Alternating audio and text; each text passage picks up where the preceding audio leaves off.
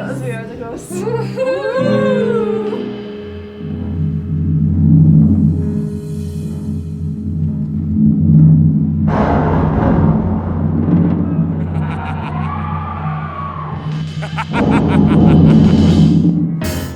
now, these shadows set no mortal free.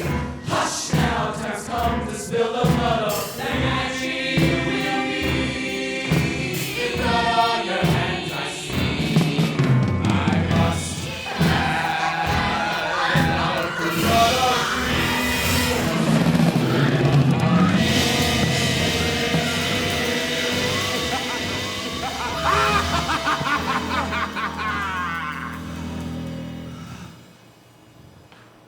Chester, my bowels. Come on now, Bernadette, you're dripping on my boots.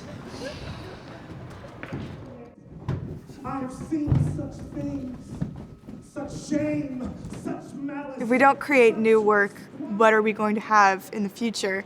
Because everything was once a new work. Every year we have some new story to tell because time just happens. A lot of theater majors like, well, I have a certain number of dream roles, like I want to be Joe in Little Women, or I want to be Elphaba in Wicked, but they don't know that, like, oh, maybe there's going to be a new Elphaba that you don't even know about that's going to be born.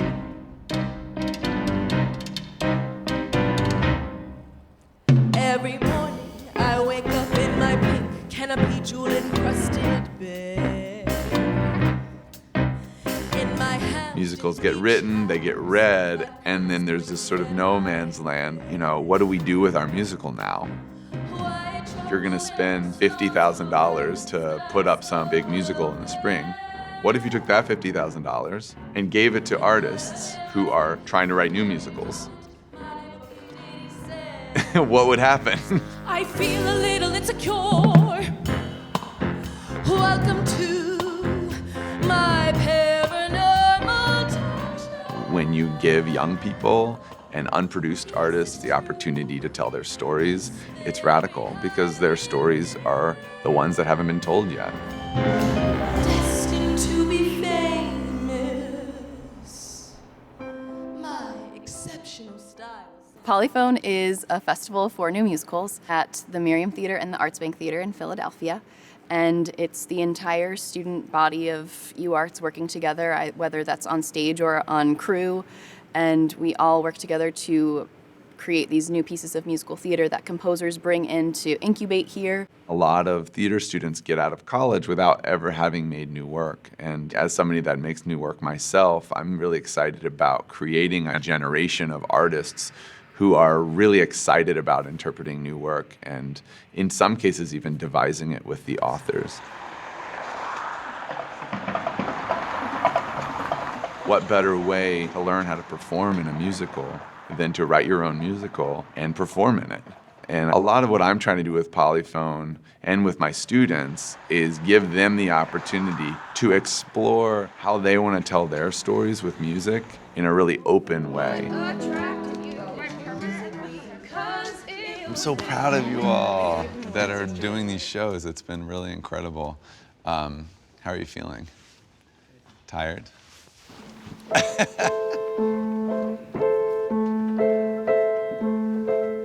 Rain in the basement, you're pitching your tent, whispering puppets say you have no friends. Untie your laces so you won't fall down. Grab your bells and your whistles, let's kill killer clowns. Musical theater was something that always brought me great joy.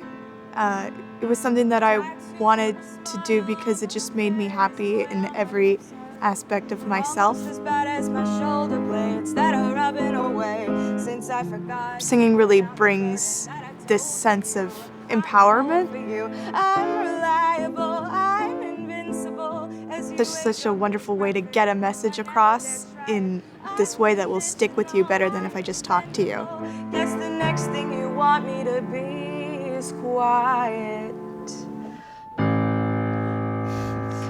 Music has this thing that's universal for every brain the fact that we can use our bodies as the instrument to sing and get messages across with words and just with instrumentals is just so neurologically incredible. I'm curious what you all got from the story of this song. I got that you were stuck in this relationship that was so like crazy and manipulative that it was best to compare it to a circus or a circus act. Do you have any questions for us? So I mean, like, is it worth continuing this song, or? Yeah, it's a great song. And the lyrics are really open.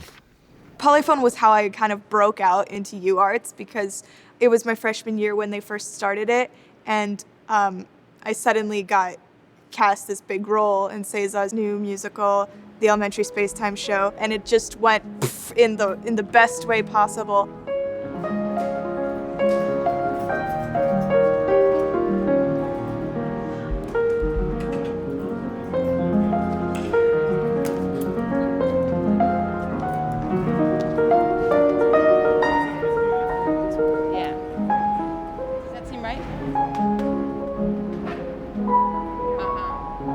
In the past, we've done a combination of new musicals and old musicals, but this year it's 4 completely new musicals, all in different stages of their development, and the actors are ready to take the 40 new pages that you've written, or the 5 new songs, and just roll with it. Initially, it's supposed to be like a stripped-down version, but all of these musicals are very, very staged. It's the next step for all of these musicals. So maybe they did a scripted reading previously, and now they're here doing an off-book reading with students who are very willing to delve into this work. I'll admit, I was very resistant to some of the feedback from the students, but the students were not afraid to critique the book. So we actually made a lot of changes based on some of their thoughts, took some of their suggestions, questions that some of us older, more jaded, so-called artistic professionals wouldn't even consider. By actually getting your hands dirty and making a musical, you learn way more than I learned from reading many, many books about it. Scene 1.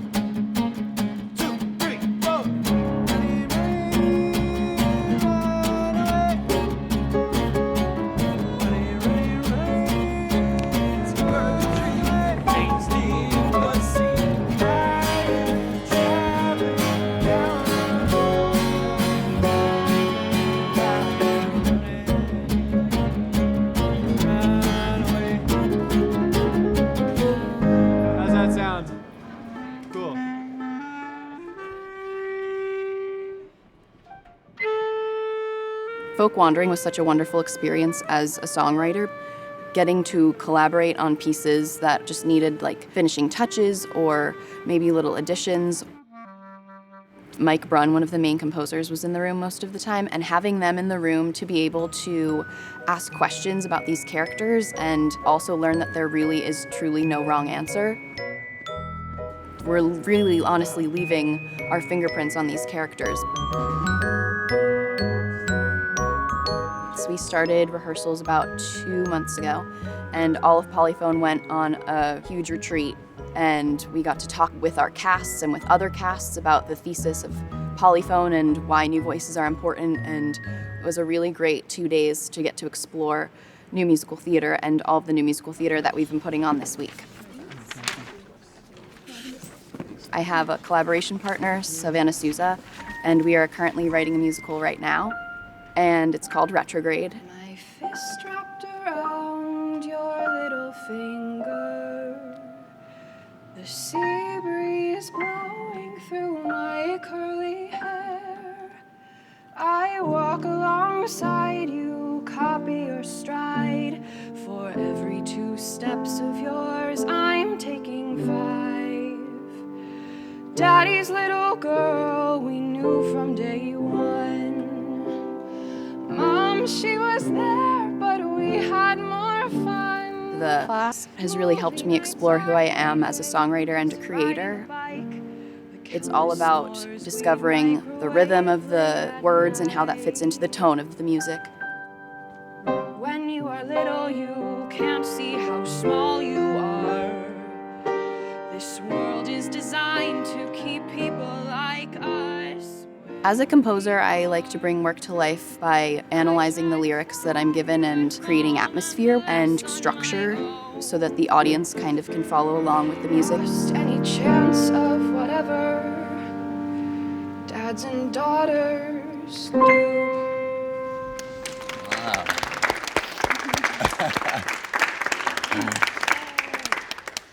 Whoa. What do you think? The structure's kind of wonky, like it's not a real traditional structure. And I wanted to know if that was confusing as the listener. Why not? It's just more emotionally complex. And so I felt foreign, but also taken care of. Like it works, but it's unconventional. Cool, thanks. What were some other thoughts? I don't know how this is positioned in the show, but I probably would not call this a lullaby, just because it gets a little intense at the end. I mean, I don't think I'd be sleeping. But All of this other bullshit in between, is that like not a cliche, but like is it too vague? It's a mistress. Bullshit in between. And I think when you have a song and you sing a line, and every time you sing a line, you're like, but Yeah. that's a line you should change. Okay. A lot about songwriting and writing musicals is being tolerant of chaos for a really long time. You'll work on a musical for 8 years and it'll still be a mess.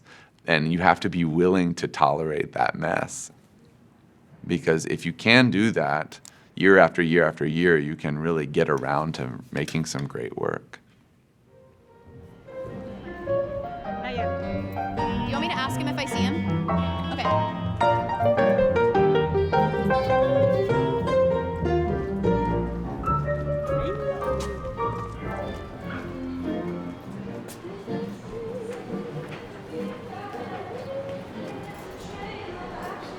I don't want anybody to relax about anything.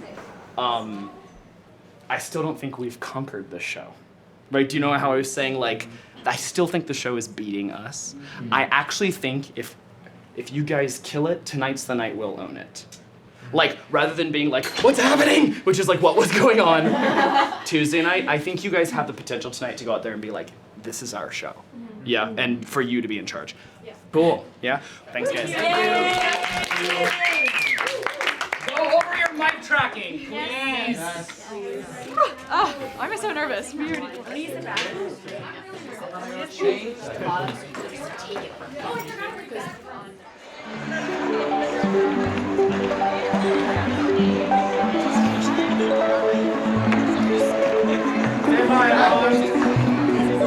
are in places. Here we go. Thank you, places.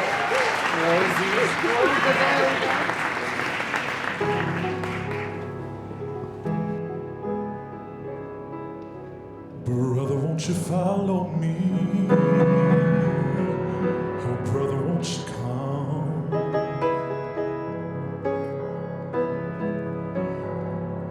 We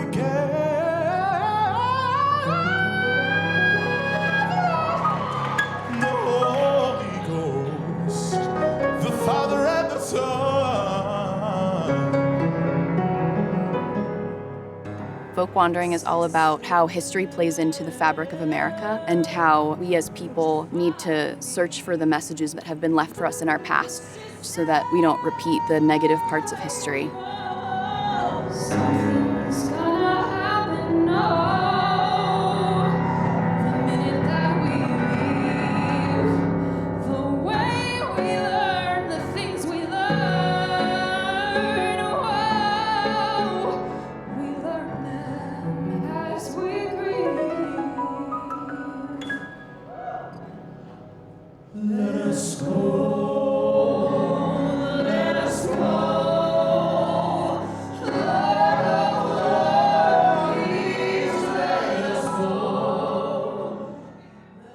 We're trying to train citizen artists, an artist who is not just viewing themselves as a craft person, but that is actively engaging in the community that they're creating. The community of the town they're in, of the university they're a part of, and of the group of people that they're bringing into a room to tell a story. You're the sunrise flying high above, guiding me through the day and watching beauty I've been dreaming of. Every night I wondered when you'd come and save me. You've saved me. I have like a community theater in my hometown that I did a lot of theater in. But I was really interested in doing just music because I was in a band in high school. It was actually not until I found out that César was in a band and he started writing musicals with his band that I thought maybe I can put these two things together. Thankful, only be thankful to you. Thankful to Marietta. You're in a class with all of your friends, so it is a very comfortable and vulnerable atmosphere for you to be able to share your most personal work and get some very genuine comments from it. Look into your eyes, I see everything I need, everything to me. You are perfectly paired, we are, and I can only be thankful to you. Thankful to Marietta. In the new musical workshop class, we really dig deep into the words to make sure we are getting out the exact meaning that we're trying to say. And so the feedback is really helpful with that because it could be one word like an and or an it that like pulls you out of the world completely. And so that feedback really helps to make sure that you are saying exactly what it is you want to say. I want like Terry to be like that very like cartoonish, like hopeless romantic sort of guy. Almost like comedic, like he's not like a realistic person. But you know, I want you to like feel the song as well. So I'm just wondering, is it too cliche or if it's like, you know, yeah. What do you all think? It's a tricky situation because it's kind of like the man telling the woman, you know, oh, you're never gonna turn away from me. And obviously it's like a love song and it's supposed to be sweet, but there was something that caught me this time that was just kind of like, well. Yeah. I kind of thought that at first, but then I looped back to the beginning because it's like, if I ever let you down, you can walk away, but you'll never walk away because I will never let you down. I understood that. Okay. You know? Yeah. I also think like in context that might stick out a little bit less because like the character of Marietta is like hiding a secret and so he's trying to like really like let her know that everything's gonna be okay. When we tell stories about romance, we are necessarily telling stories about our values and about who is invisible and about what is okay in the world, right? We're proposing. But my question is for you and for the song is when you say you want this guy to be this like comedic, cool guy, I didn't know that from this song and I feel like I should. But you know, I'm always trying to get you to insert more chaos into your work. And I think the pattern of niceness, of friendliness, which is maybe an armor, you know? Right? Maybe, I don't know. I say that because I have that armor too, which is a lot of my impulse is always to be like, my work is so friendly, you know? And it's suspicious because you're like, well, what's behind that or why? The biggest lesson from the class, I would say, is to learn the rules and then break them.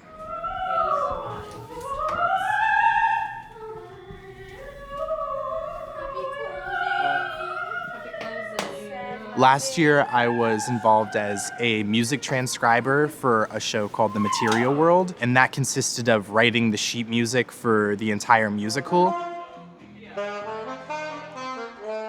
This year, my position is a bit different. I'm the associate music director and the pianist for the show.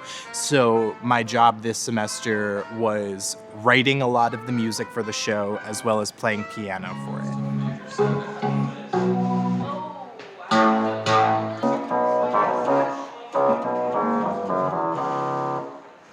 Martha Stuckey and Nisa George have really had a specific vision on the show, and to work with them and to be with them every step of the way on this process has been really fun and also really challenging.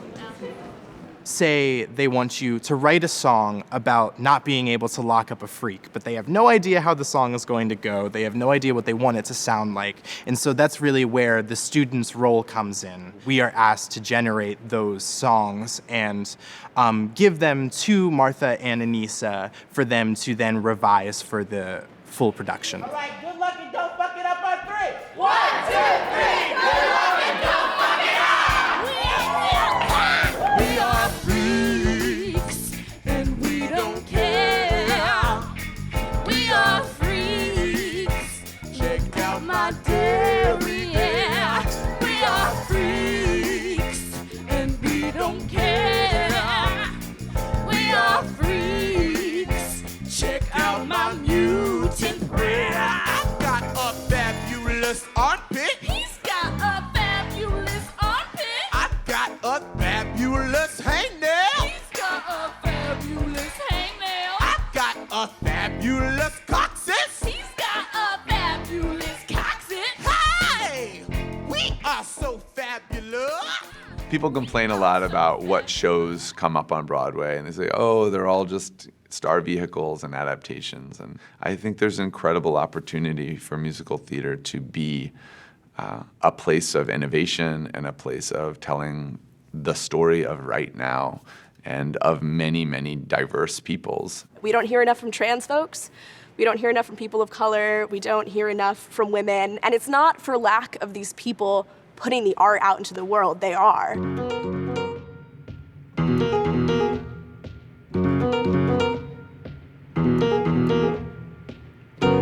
There were years and years where I was here and I wasn't me, but then again I was, and sometimes it doesn't feel real, but it happened. Normativity is a musical that's fighting for queer normativity and for queer representation. Someone wrote a story. Someone wrote a story. It follows the story of a lesbian book character who was given an unhappy, tragic, stereotypical ending, and so she comes to life and decides to fight for the story she wants and the story she deserves.